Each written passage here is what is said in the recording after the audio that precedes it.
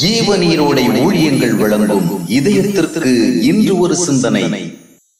தேவ பிரசன்னம். பயங்கரமாக பற்றி எரியும் அக்கினி சூளையின் நடுவில் சாத்ராக், மேஷாக், ஆபேத்நேகோ ஆகிய தேவ பக்தர்கள் தள்ளப்பட்டனர். கொஞ்ச நேரத்தில் சாம்பலாக பொசுங்கி போக வேண்டிய அவர்களோ எந்தவித பாதிப்பும் இல்லாமல் அக்கினியின் நடுவில் உலாவினார்கள்.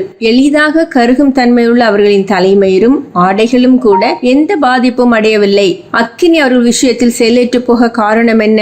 தேவன் அவர்கள் நடுவில் பிரசன்னமாகி இருந்தார். பாவமும் ஒரு பயங்கர அக்கினிதான். இந்த கொடிய அக்கினியால் அநேகர் அழிந்து போகின்றார்கள். ஆயினும் கிறிஸ்துவோடு வாழ்வதற்கு தங்களை உட்படுத்திய மக்களின் விஷயத்தில் இந்த பாவம் என்னும் அக்கினி ஒன்றும் செய்ய முடியாது. கிறிஸ்துவின் பிரசன்னம் அவர்களோடு இருந்தால் பாவம் நிறைந்த உலகத்தின் நடுவில் அவர்கள் அதனால் பாதிக்கப்படாமல் வாழ முடியும்.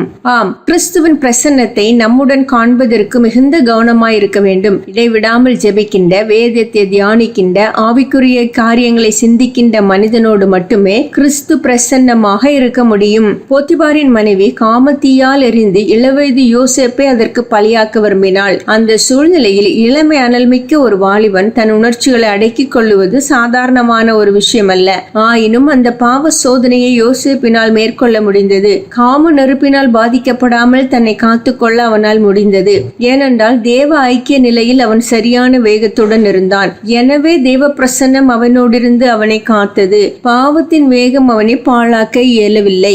நாம் ரட்சிக்கப்பட்டு விட்டோம் என்ற நம்பிக்கை மட்டுமே பாவங்களை மேற்கொள்ளும் பலத்தை நமக்கு தந்துவிடாது. பாவங்களை எதிர்ப்பதற்கு நாம் நம்மை ஆயத்தப்படுத்தி விடுவதால் மட்டும் பாவத்தை நாம் வென்றுவிட முடியாது.